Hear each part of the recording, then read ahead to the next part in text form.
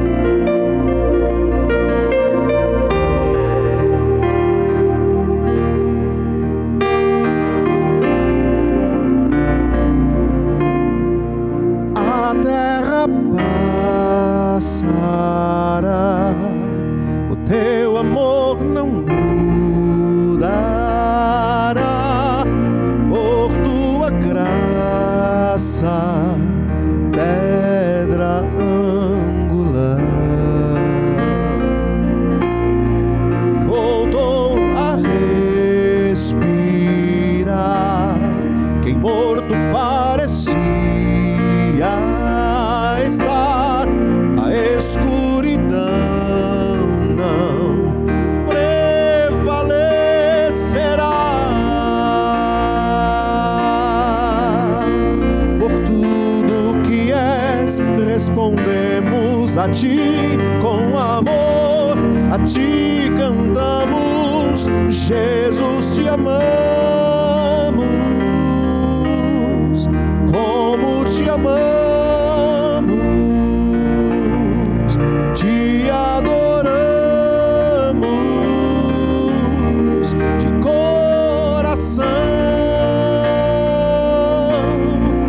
Tua esperança das, o órfão achou um lar, o que era perdido se encontra em ti, Jesus. Tu ergues o nosso olhar, nos fortalecerás, regenerados pela tua cruz. Por tudo que és, respondemos a ti com amor, a ti cantamos, Jesus, te amamos, como te amamos, te adoramos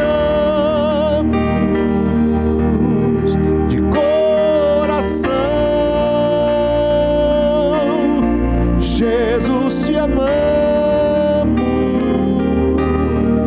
como te amamos,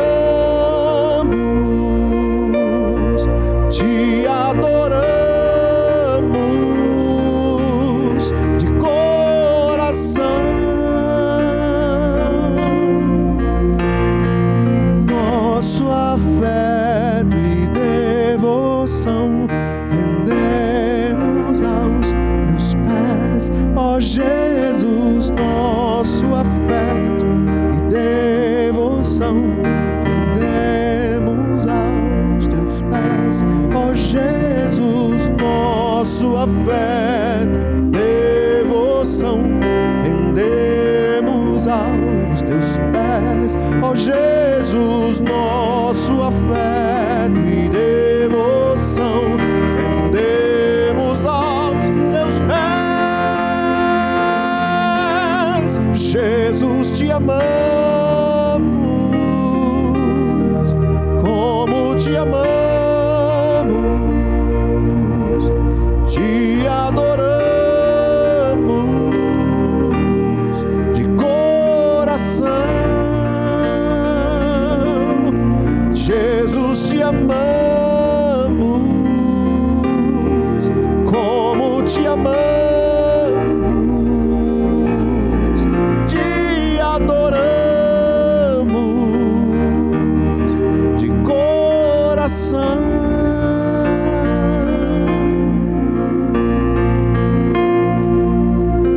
Sim, eu amo a mensagem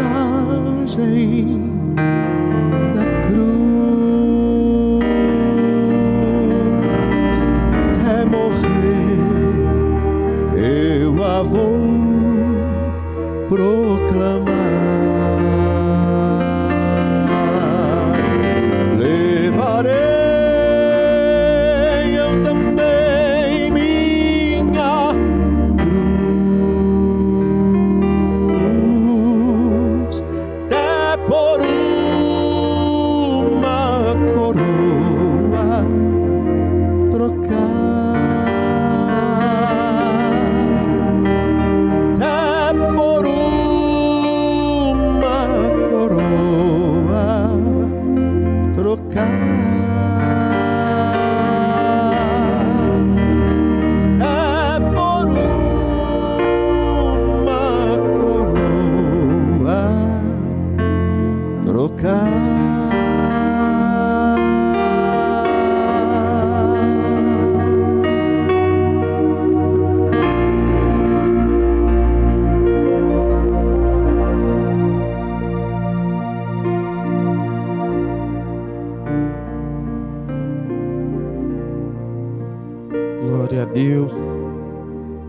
Louvado seja o nosso Senhor.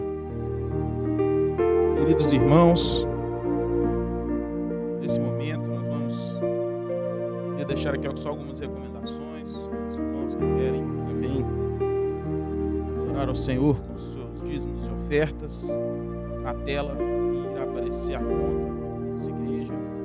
Os irmãos estão sabendo, o pastor já comunicou, estamos passando por uma reestruturação administrativa da nossa igreja. Então, em termos financeiros, algumas modificações aí na conta e tudo, mas isso não muda nada, a cabeça permanece o mesmo, que é Cristo. Só uma questão administrativa, tem as contas que aparecem na tela, a conta, os irmãos podem fazer o depósito. Lembrando sempre, irmãos, gosto sempre de enfatizar o texto nesse momento, que está lá em 1 Crônicas 29, vou ler rapidinho. 1 Crônicas 29,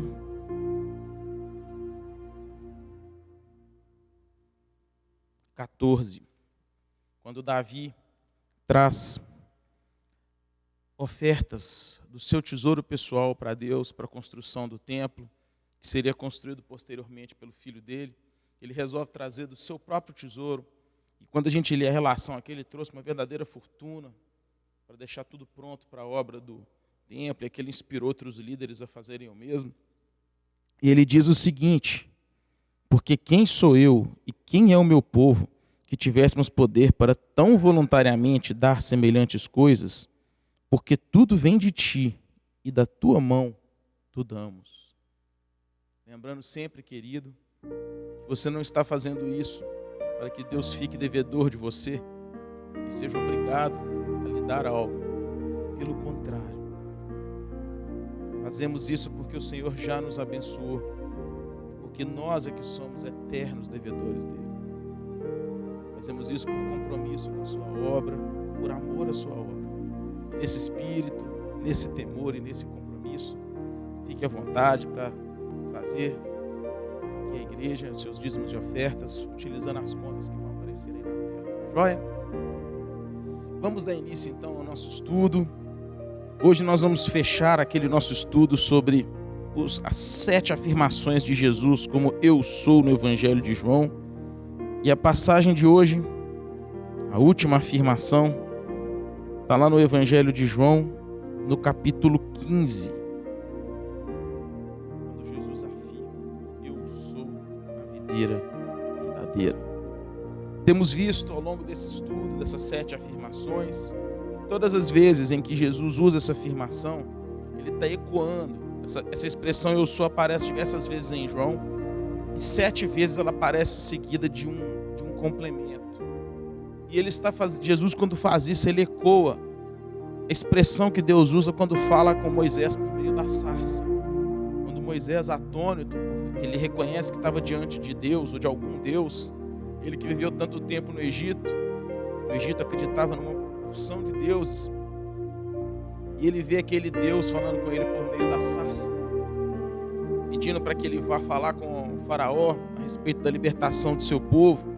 E ele pergunta para o faraó, para aquela sarça, e fala: tá, mas quando o faraó perguntar quem é o Deus que mandou falar essas coisas, o que eu vou dizer para ele? Quem é o Deus que está me mandando?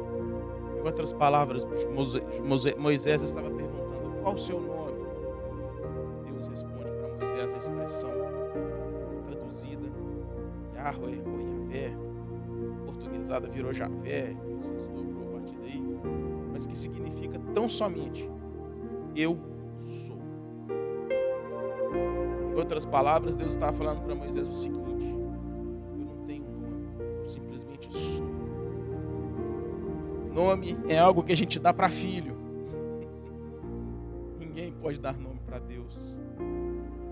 Nome pressupõe que a gente tenha uma forma de chamar, uma forma de coordenar, uma forma de conduzir, uma forma de dominar. Ninguém domina Deus.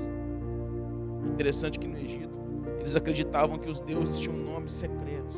Aqueles nomes que a gente conhece da mitologia egípcia, né, que a gente vê, Osíris, Ísis e tudo mais, eram nomes populares que as pessoas usavam para se referir, mas os verdadeiros sacerdotes desses deuses conheciam um nome secreto pelo qual eles invocavam essa divindade, e sabendo esse nome secreto, essa divindade ela era obrigada a atender o que eles queriam. Sabendo desse costume egípcio, desse conhecimento, o que Deus diz para Moisés é: eu simplesmente sou Moisés. Ninguém me domina, ninguém sabe o meu nome, ninguém vai me dominar. E Jesus ecoa essa expressão, eu sou, que vem lá de Moisés aqui para João. Ele traz essa expressão para cá e 7 vezes refere-se a si mesmo. E nessa última expressão, ele diz que ele é a videira verdadeira. Nas 6 primeiras que a gente passou, a gente viu coisas a respeito do caráter de Deus que são muito boas para nós. Como eu sou o pão da vida, ou seja, ele é aquilo que nos supre. Não aquilo que nos traz suprimento, como nós falamos, aquilo que nos supre. Ele é a luz do mundo, aquilo que abre o entendimento, que mostra. Ele é o pastor, o bom pastor. Diversas afirmações que reforçam o cuidado e o carinho de Deus conosco. E hoje nós vamos ver uma afirmação que reforça também o cuidado e o carinho de Deus, mas que reforça também o seu juízo. Está lá no Evangelho de João, capítulo 15. Vamos ler. Evangelho de João, capítulo 15, nos diz assim: eu sou a videira verdadeira, e meu Pai é o lavrador. Toda vara em mim que não dá fruto, ele tira e limpa. Toda vara que em mim não dá fruto, atira. E limpa toda aquela que dá fruto, para que dê mais fruto. Vós já estáis limpos pela palavra. Está em mim e eu em vós. Como a vara de si mesma não pode dar fruto, se não estiver na videira, assim também em vós, se não estiverdes em mim. Eu sou a videira, vós as varas. Quem está em mim e eu nele, esse dá muito fruto, porque sem mim nada podeis fazer.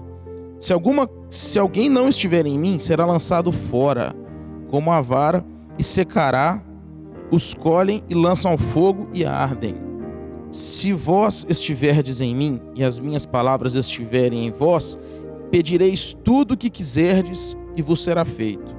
Nisso é glorificado meu Pai, que deis muito fruto, e assim sereis meus discípulos. Como o Pai me amou, eu também vos amei.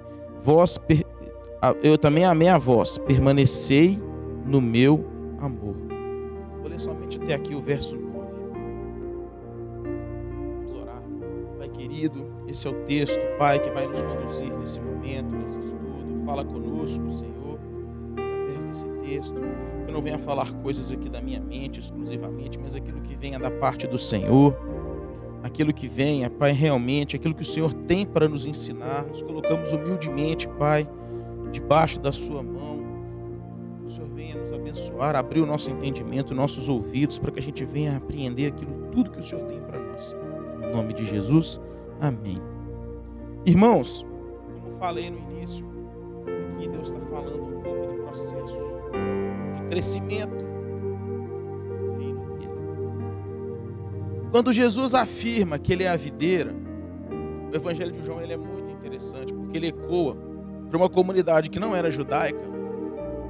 Porque quando João escreve esse Evangelho, segundo a gente acredita pela tradição patrística, ele já estava lá em Éfeso, na igreja de Éfeso, já idoso, o templo já havia sido destruído. Então muitos desses conhecimentos acerca de tradições judaicas já estavam começando a se perder.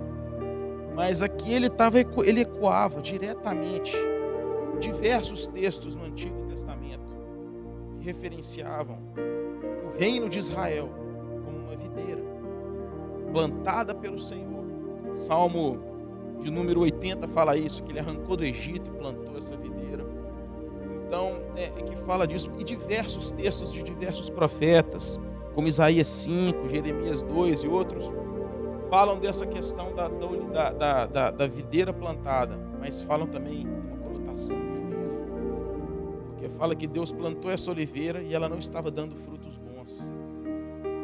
Jeremias 2 usa a expressão, se não me engano é Jeremias 2, Isaías 5, um desses profetas usa a expressão de que essa oliveira estava dando frutos bravos. Essa videira, perdão, estava dando frutos bravos. Essa videira estava dando frutos que não estavam de acordo com o que Deus esperava. E o que Jesus está falando com os discípulos aqui nesse momento é: eu sou a videira verdadeira, aquela que vai dar os frutos que meu Pai espera, não aqueles frutos bravos que os profetas tanto advertiram. Se vocês querem produzir os frutos que meu Pai espera que vocês deem, permaneçam em mim. Caso contrário, vocês serão lançados fora. E Jesus explica nesse momento aqui um processo que, para aqueles discípulos que eram de um contexto mais rural, podemos dizer assim, pescadores, eles entendiam muito bem. Ele fala da questão da poda.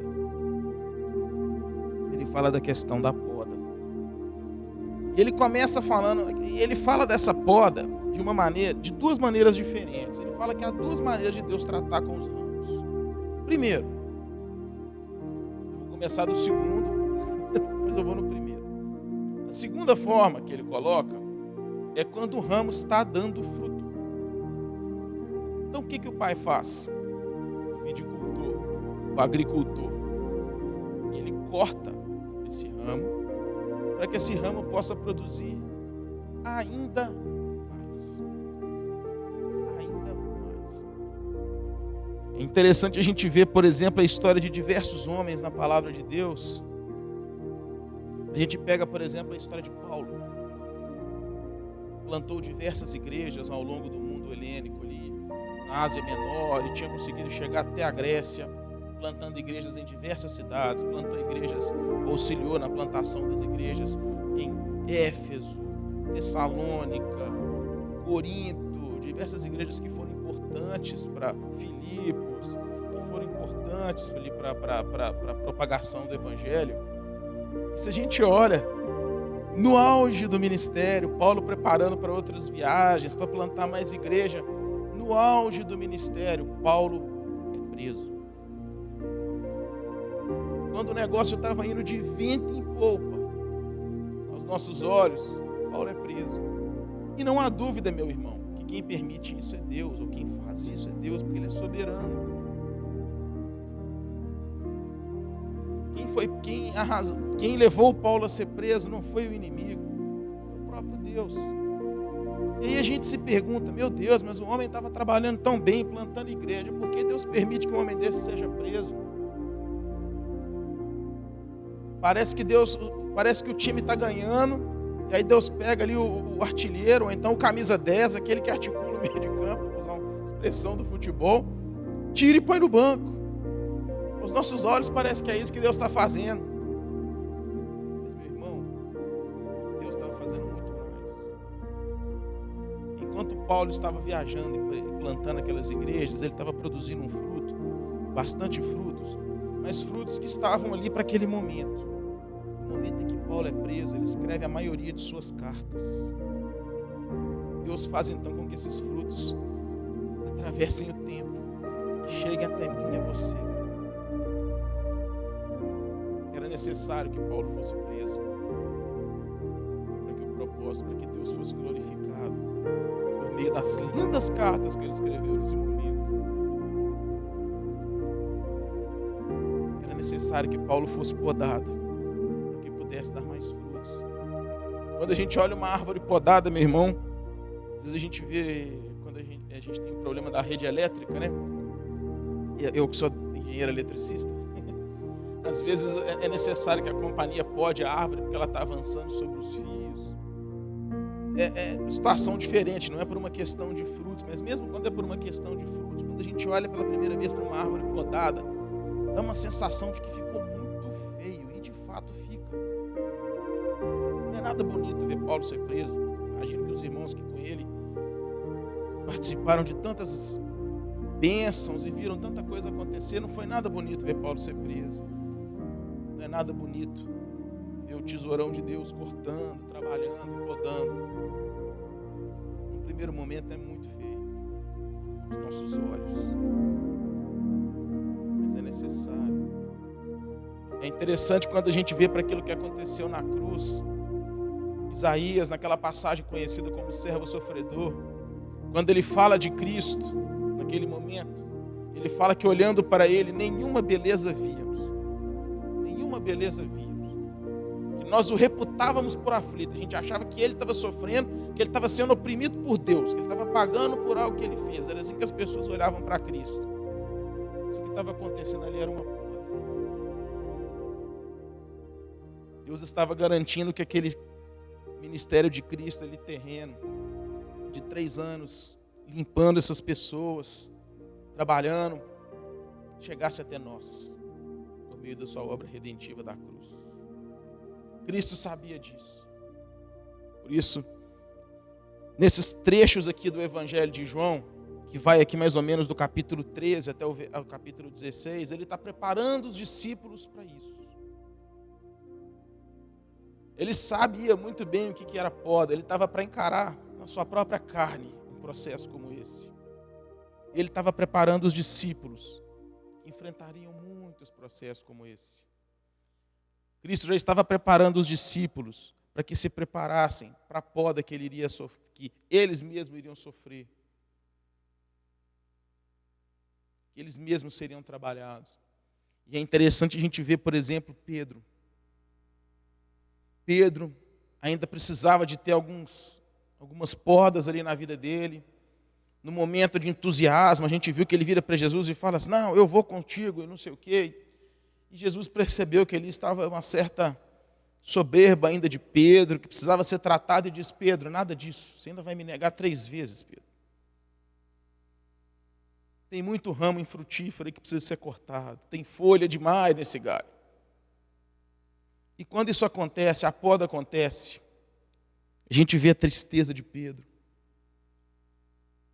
A gente vê ali que Pedro ele se sente amargurado, reconhecendo isso, reconhecendo que ele não estava, podemos dizer assim, à altura do chamado que Deus tinha feito para ele.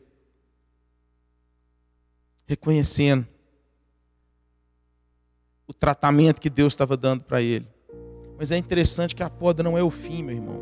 Como falei, a árvore fica muito feia, mas feia demais quando ela está podada. Aquilo ali não é o fim. Tempos depois, ela frutifica ainda muito mais. Muito mais. O próprio apóstolo Pedro, quando ele achava que estava tudo perdido, é interessante que Jesus ressuscita, os discípulos vêm, e ele também, mas ele continua meio chateado. A gente percebe nos textos que Pedro não estava legal, porque ele ainda se sentia mal por ter negado Cristo 3 vezes.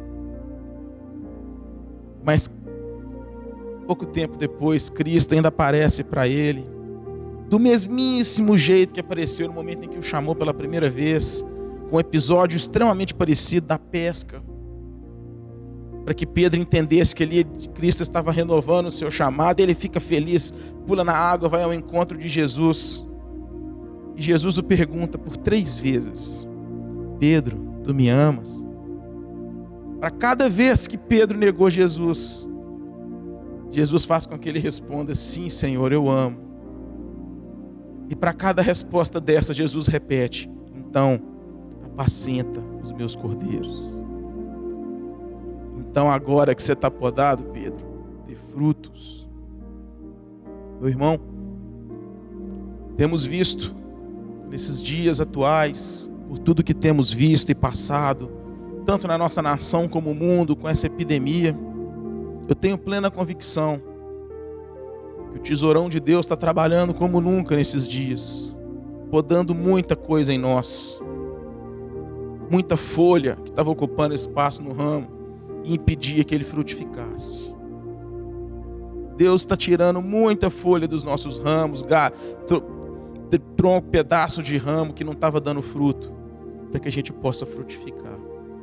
Eu tenho testemunhado de diversos irmãos que têm falado comigo, que têm tido experiências extraordinárias com Deus nesses dias.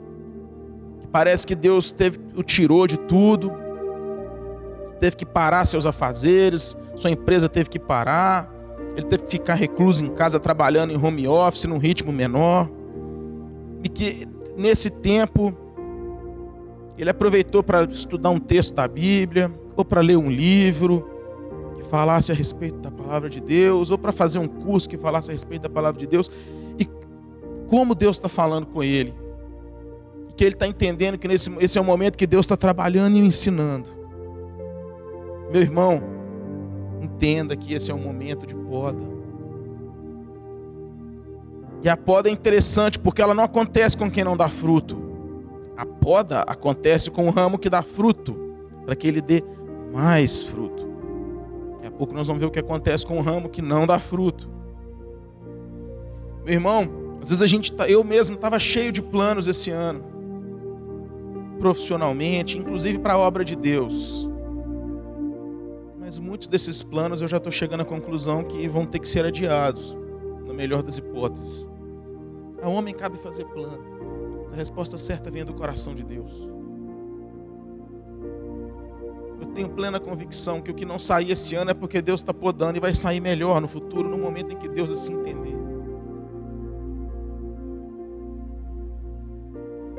Vai dar muito mais fruto, porque é um momento de poda. É um momento de poda. Meus irmãos, que a gente tenha a sabedoria de entender e de fazer essa leitura e de aceitar a poda de Deus. Se você está dando fruto, essa poda é para você. Não se rebele contra Deus, não se revolte contra Deus. Em Jeremias fala também da questão do oleiro, né? Como que o vaso pode dizer para o oleiro que não é assim que você tem que fazer, né? Não, não é assim que você faz. Pega mais assim, mais assado. O oleiro sabe como é que ele vai fazer o vaso. Deus sabe o que ele está tirando da sua vida nesse momento, meu irmão. Os ramos que ele está cortando. Ele sabe o que ele está cortando. E sabe os frutos que você ainda vai dar nas mãos dele. Mas para isso é importante a gente fazer o que Cristo nos ensina aqui nesse texto. Permanecermos enxertados nele. E o ramo que não estiver na videira, nós vamos ver logo mais, ele é lançado fora. É importante que a gente permaneça firme na videira. A gente não pode se rebelar contra esse processo, nós vamos falar no final, e querer sair da videira. Porque, meu irmão, agora nós vamos falar do ramo que não permanece. É interessante quando a gente vê aqui em João, quando Jesus fala aqui desse processo de limpeza, ele fala aqui no verso 3, mas vós já estáis limpo pela palavra que vos tenho falado. Ele vira para os discípulos e fala assim, olha, vocês já estão limpos.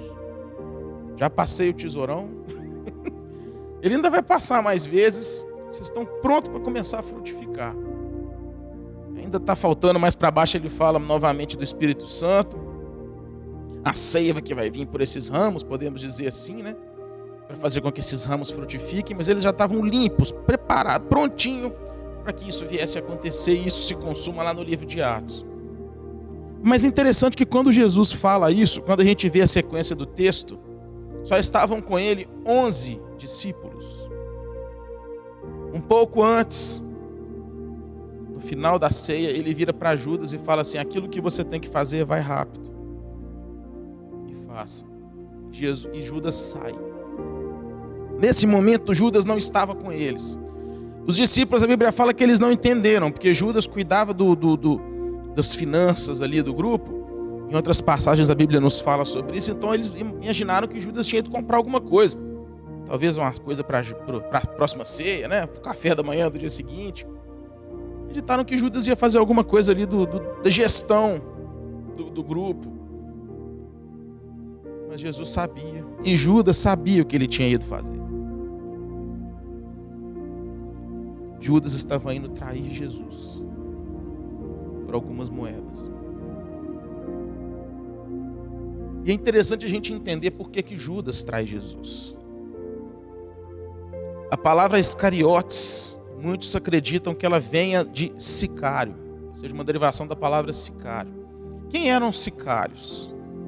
Se a palavra veio de fato de sicário, Judas seria um sicário. Sicário, eles eram radicais, nacionalistas, judeus, que pregavam a libertação do domínio romano por meio da força. Para isso promoviam atos terroristas. Naquela época eles ainda não dominavam explosivos, né? Não tinham como explodir bomba, coisa do tipo. Então o que eles faziam? Eles escondiam facas debaixo da roupa. Daí a expressão sicário, porque essa expressão vem de faca. A expressão que é usada para faca em hebraico. Eles escondiam essas facas debaixo da roupa. Aproveitavam momentos de grande aglomeração para poder esfaquear oficiais romanos em locais públicos. E aí eles começavam aquela gritaria, aquele alvoroço, e aí ninguém conseguia ver quem foi que esfaqueou, saíam corridos, e esses eram os atentados que eles promoviam. Sendo assim, Judas esperava que Jesus viesse atender os seus desejos de implantar o reino de Israel na terra e de expulsar de forma definitiva os romanos e implantar um governo terreno. E parece até que as coisas caminhavam para esse lado, porque quando a gente vê, Jesus chama 12 discípulos, 12 tribos, né? Parece que estava fazendo menção a 12 tribos. Ele fala muito do meu reino, meu reino, meu reino. Mas como a gente viu algumas pregações atrás, a agenda de Jesus era bem diferente da agenda de Judas. Não era desse tipo de reino que Jesus estava falando. E Judas se frustra. Em vez de Judas se render ao plano de Deus, ele se frustra porque o seu plano particular não estava sendo posto em andamento. E por isso ele trai Jesus. Ele não estava firme, permanecendo nas palavras de Jesus. Ele estava firme, permanecendo na sua própria ideologia, nos seus próprios conceitos, no jeito que ele entendia que o mundo deveria ser, não do jeito que Deus determina que seja, conforme a sua soberania. E no momento que a coisa não caminha do jeito que Judas entendia que tinha que ser, Judas sai. É interessante que o último verso que a gente leu aqui fala o que é esse permanecer. É permanecer no meu amor. Jesus deixa claro que o mundo só vai entender que o Pai o enviou, em outras passagens, o dia que nós formos um, que amemos uns aos outros como Ele nos amou. Porque Deus ama o mundo e amou a tal maneira que deu o seu Filho. Como é que você quer permanecer nesse Filho? Falar desse Filho, se não for em amor? Se não for movido por esse amor? Se não for em nome desse amor? E como você vai dizer que ama a Deus? João fala isso na sua primeira carta lá, esse mesmo João desses evangelhos. Se você vai dizer que ama esse Deus que você não vê, se você não ama o irmão que você vê. Se esse amor não é expresso em atitudes.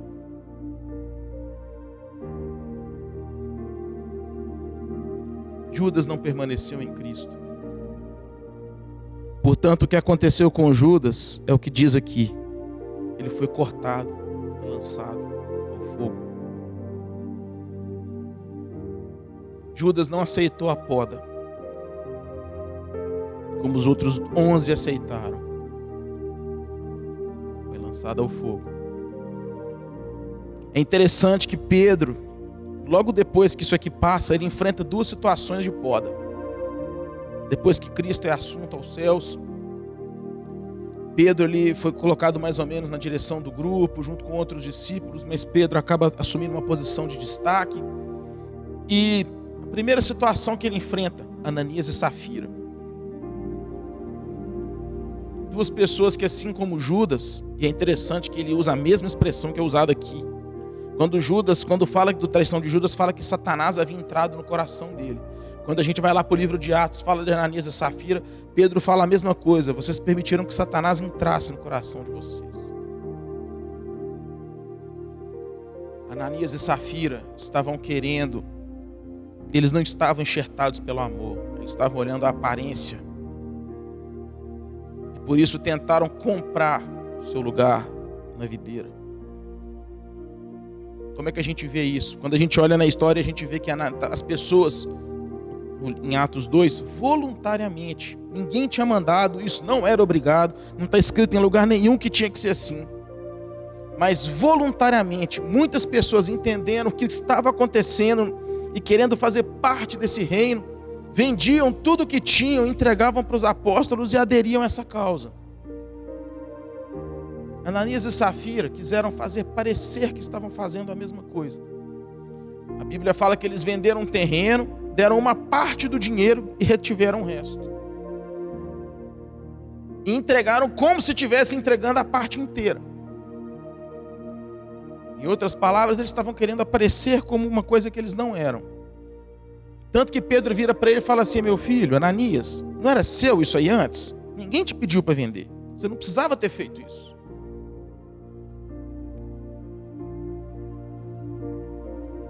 Ou se quisesse ter dado uma parte, fosse honesto e falasse: dei uma parte.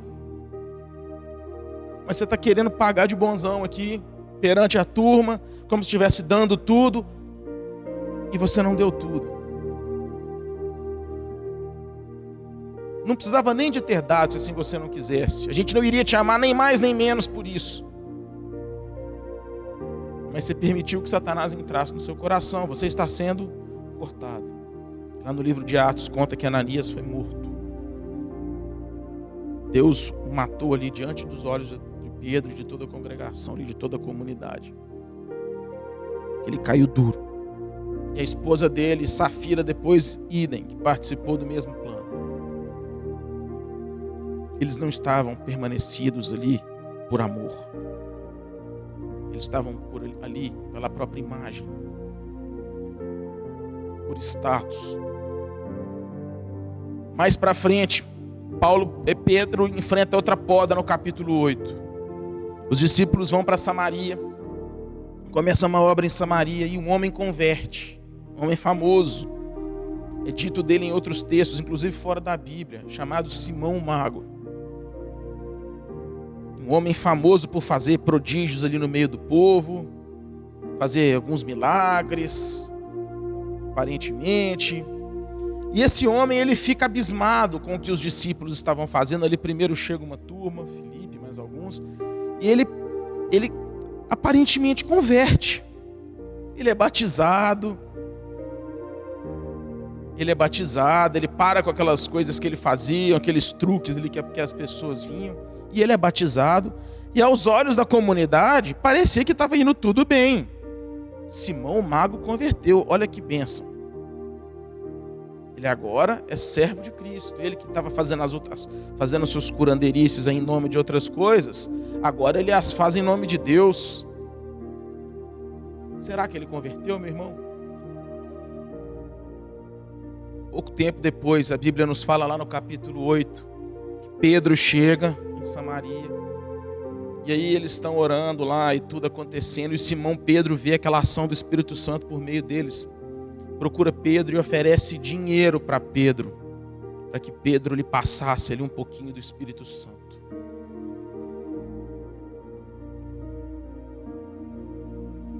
Oferece dinheiro para Pedro, ele queria comprar o Espírito Santo. O que Simão queria, isso deixa claro, era riqueza. Ele queria comprar para ele poder vender os dons do Espírito Santo. Por isso essa prática depois ao longo da história do cristianismo é conhecida como simonia, que vem de Simão o Mago. Quando a gente estuda lá a reforma protestante, a gente vê que uma das coisas que os reformadores mais levantavam contra era exatamente contra essa simonia, a venda de serviços na igreja, a venda dos dons espirituais. E o mais interessante é a resposta que Pedro dá para Simão. Vamos lá, meus irmãos. Atos capítulo 8. Um pouquinho para frente aí. Nós estamos em João. Vamos para o livro de Atos, o livro seguinte. Atos capítulo 8. Vamos ler do verso 20 ao 23. Mas disse-lhe Pedro: o teu dinheiro seja contigo para perdição, pois cuidaste que o dom de Deus te alcança por dinheiro. Tu não tens parte nem sorte nessa palavra, porque o teu coração não é reto diante de Deus. Arrepende-te, pois, da tua iniquidade e ora a Deus para que, porventura, seja perdoado o pensamento do teu coração. É interessante que com Simão, Deus ainda dá uma chance. Meu irmão, se você não está enxertado na videira, no amor de Cristo, você às vezes está até dentro da igreja, você às vezes está até aos olhos humanos trabalhando na igreja, para a obra de Deus. Para quem olha de fora, você parece que está enxertado, mas você não está enxertado no amor. Você está enxertado na aparência. Você está enxertado no dinheiro. Você está enxertado em outros interesses pessoais, não no interesse do reino de Deus. Meu querido, ainda há uma esperança para você. Arrependa-te. Essa palavra que Pedro diz para Simão pode servir para você. Quem sabe ainda dá tempo, meu irmão, de não ser lançado ao fogo e de ser enxertado na videira. O processo de enxerto, quando um ramo é cortado para enxertar, tem o tempo, porque se você demora, o ramo seca e depois não tem jeito mais não. Meu irmão, arrepende-te.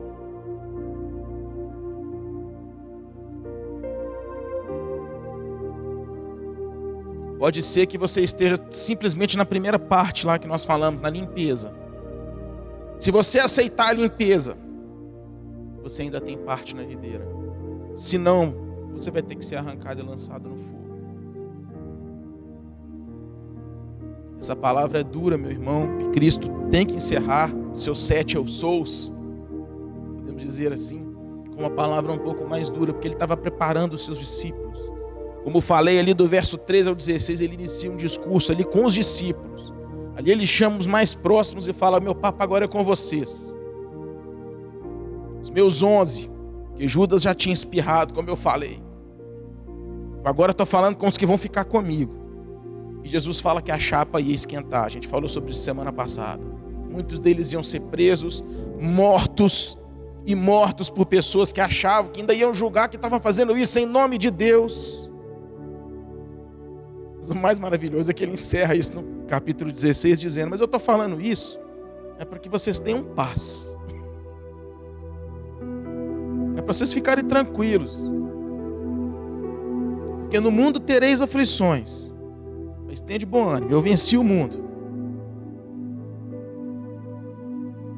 Falando em bom mineirês, o trem é feio mesmo, mas fica tranquilo, eu estou no controle de tudo. É disso que ele está falando, meu irmão. Não sabemos aqui o restante da história de Simão. Tem alguns textos apócrifos que falam de algumas entreveros dele com Pedro. A gente não sabe se dá para acreditar nesses textos. A igreja não os aceitou ao longo da história. Textos tardios, século IV para frente. Então, um pouco controversa a autenticidade deles. Mas a gente não sabe o que aconteceu, se ele arrependeu. Se não arrependeu. Mas a gente pode saber o que vai acontecer com a nossa história. Você pode saber o que vai acontecer com a sua. E por isso, querido irmão, para finalizar, eu quero ler 2 textos. Primeiro está lá em Provérbios 29, 1.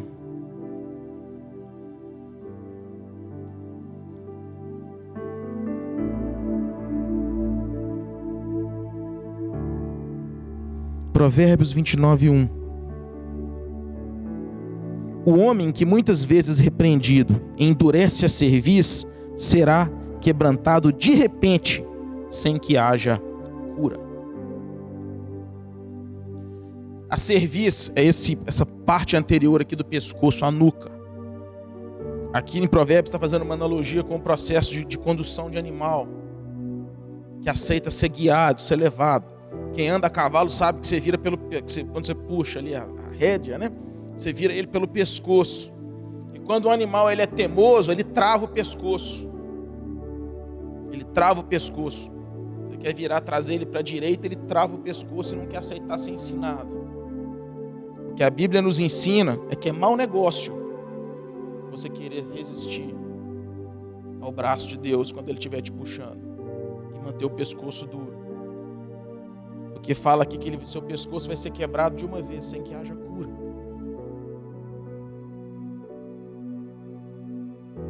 Sem que haja cura. Primeiro passo, meu irmão, aceita a condução do Senhor. Aceita. Vou usar uma expressão que está na moda hoje em dia. Aceita que dói menos. Aceita que Deus trabalhe no seu caráter, tire algumas coisas que precisam ser tiradas. Estou falando que é fácil. Não é fácil para ninguém. E ninguém disse que o reino de Deus ia ser fácil.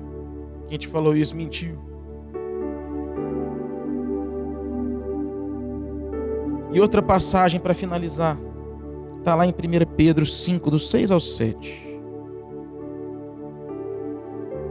1 Pedro 5, do 6 ao 7. Pedro está falando aqui para que todos se sujeitem uns aos outros, né? E ele dá uma ênfase no início aqui em específico aos jovens. É interessante como eles aprendem isso com Cristo. Sujeitarmos uns aos outros. Porque no reino de Deus o que importa não é quem manda, é quem obedece.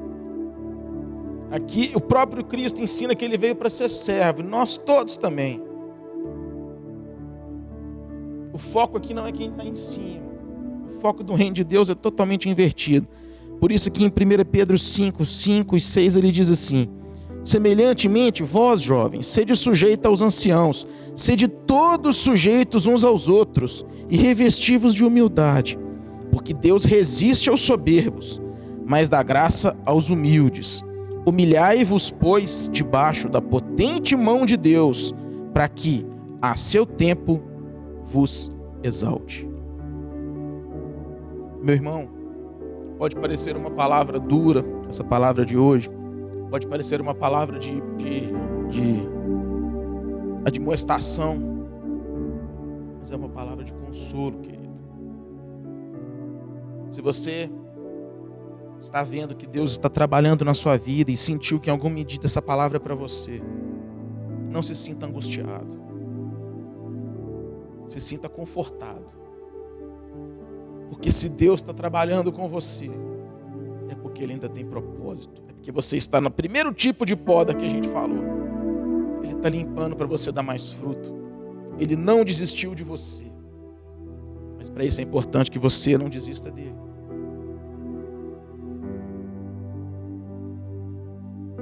Deixa o viticultor trabalhar na sua vida. Deixa o viticultor podar aquilo que precisa ser podado. Abra mão das suas certezas. Abra mão dos seus argumentos. Abra mão das suas convicções a respeito de tudo, de todos. A gente falou de Paulo aqui, né? Paulo antes era fariseu, trabalhava para os fariseus, perseguiu a igreja. Quando ele tem aquele encontro com Cristo a caminho de Damasco, ele tem que abrir mão das suas convicções todas. Não tem outro jeito, meu irmão. Não tem outro jeito. E aí ele frutifica de verdade. E como falei, quando ele achou que agora estava bom, que estava com muito fruto, outra podada, a prisão. Olha a história de José no Egito, meu irmão. José teve que ser podado. E como foi podado? Se José não tivesse sido vendido como escravo para o Egito pelos seus irmãos, o Egito naquela época era considerado o celeiro do mundo, era o único lugar que tinha condição de matar a fome do mundo no momento de escassez. Deus precisava que José fosse enviado para o Egito. Deus tinha propósito naquela ida de José para o Egito. Ah, mas tinha que ser como escravo? Para Deus tinha, ele tinha os seus propósitos. Talvez de outra forma José não teria ido para o Egito. Tinha que ser levado à força. E se ele tivesse ficado em Canaã, ele não teria como abençoar todo mundo como ele abençoou. E a prisão? Muitos dizem que numa prisão egípcia, mais ou menos como hoje numa prisão americana, nos Estados Unidos, hoje podemos dizer assim, o centro do mundo, José provavelmente teve contato com pessoas do mundo inteiro. Conheceu culturas ali do mundo inteiro naquela prisão, que ele ficou ali trabalhando na prisão, foi o melhor prisioneiro. Ele estava se preparando, meu irmão, estava fazendo um curso de relações exteriores, para assumir depois o controle da nação mais poderosa do Egito. Ele aceitou a poda.